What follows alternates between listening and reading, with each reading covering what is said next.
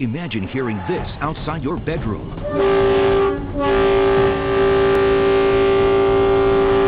All night long. Oh my goodness.